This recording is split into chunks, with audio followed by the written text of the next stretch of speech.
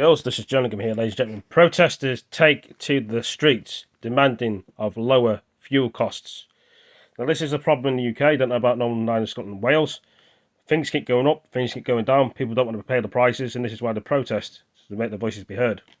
Tell me, you guys and girls and ladies and gentlemen, think about this. Is it right? Is it wrong? I think it's right. People want fairer things in the world, but some people rip people off. Anyway, play the video. Hello again. Now, police are warning of serious disruption throughout the day as protesters target motorways in a demonstration over high fuel prices. Long motorway queues are forming already as rolling roadblocks have brought parts of the M4 to a standstill. Police have reduced the speed on the carriageway to around 10 miles an hour. Protesters mainly targeting people are sick of things. motorways in Wales, Scotland, England as well. They're calling for a cut in fuel duty to help with rising petrol costs. Well, the average cost of petrol now 191.5 pence per litre, up slightly from over the weekend, and a rise of half a pence compared to last week, as you can see there. Meanwhile, the average price of diesel is now 199 pence per litre, a slight dip since the weekend, but it's continued to rise in the last 7 days by 0.1%. Well, joining me now is the founder of Fair Fuel UK, Howard Cox. Thanks very much for your time this morning, Howard. Do you support these protests? I do support them if they are lawful and they do not interfere with emergency services. I was assured by that. I'm not to do them. It's a social media driven one, a disparate group of people who are basically fed up to the back teeth with how much their cost to fill their cars, their vans and their trucks. But provided they actually don't do a lawful protest, I will back them. I mean, we're all fed up with the high price of petrol, but punishing other drivers doesn't really seem to be the way to sort out the problem, does it? Well, that's the point. I mean, what we're talking about, I understand from them, is that they're going on the go slow. So you can still get around it. Fire and reduced as responding gas explosion. They might lose about 20 minutes to half an hour in a day because of these protests, but it's got to be brought home to the government that these pump prices are unsustainable and crippling the economy and crippling petrol has once again hit a new all high, 191.53p a litre, while diesel remains on Friday high of 199.07p a litre.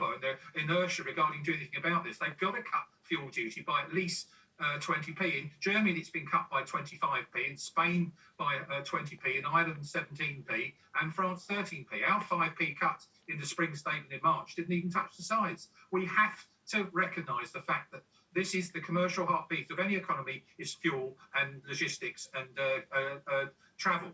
These are the sorts of things the government are not recognising, and they should be doing something about it. And a Conservative government who's not actually recognising this, they should be hanging their heads in shame. Well, hang on a minute. Rishi Sunak has said he will carefully consider calls for a more substantial fuel duty cut. What does carefully consider mean? It's been like this for a long time. I've been campaigning for 13 years. We managed to get a freeze in duty since 2011. We got a cut in 2011 of a penny with George Osborne. We got a 5p cut this spring statement, just happened in 2022. But it's not impacted. We're still the highest tax drivers in the world. And I repeat, Germany have cut fuel duty by 25p. We need to do the same to get our economy motoring. Sorry about the pun. Who's your frustration mostly directed at? Is it the government, or is it also the refineries, the wholesalers, those people who can also keep prices high? Well, we've got three asks, and so in answer to your question, both the government and also the fuel supply chain. We've got three asks, and one of them you've already heard me say is the 20p cut in duty. Another one is to introduce a body called Pump Watch, which we think, because there's 37 million drivers and there's no consumer price protection for them. They've got no idea when oil prices go up or go down, what they'll be paying in a few weeks later. There's no logic. No one understands the calculation. It's completely at the whim of these big oil companies and large wholesalers. It's not the small independent retailers. They're not making a lot of money. It's further up the fuel supply chain. So we need a body called Pump Watch. And we've managed to get our third ask, which is the CMA inquiry, into the profiteering further up the fuel supply chain. Kwasi Kwarteng has written to the CMA to demand that inquiry take place and ask why that 5p cut in fuel duty wasn't passed on to drivers on the day of the spring statement. It does strike me as a motorist that petrol stations are very quick to put prices up when there are issues like we're seeing at the moment, but it takes them a lot longer to bring things down when the situation eases. Well, that's the rocket and feather syndrome. We've always seen this before for years and years and years. And that's why we need these bodies. We need Pump Watch. We need the CMA final inquiry fuel. and making sure that inquiry is not a whitewash How like the last one in Ward 2013, which it Cox. was a whitewash. What we need is some serious teeth from this government, and let's get back to some proper Tory policies by cutting taxes to help people, incentivising the economy. What advice have you got for motorists who are shopping around for the best price to fill up? Well, in answer to your point about the fact of driving is using more fuel, etc., you've got to look at the various apps, petrolprices.com, organisations like that. You can see where price is the lowest price, etc. Supermarkets are still the cheaper version, but they're not as cheap as they used to be because they're involved in much more being taken over by commercial entities that are more profit-driven rather than customer-driven. So I'm sorry to say, I'm afraid we're going to see oil prices continue to go up. I'm sorry to say that pump price is going to remain high unless the government cut fuel duty now. Okay, we'll see what the Chancellor has to say in coming days and weeks. Howard Cox, founder of Fair Fuel UK, thank you very much.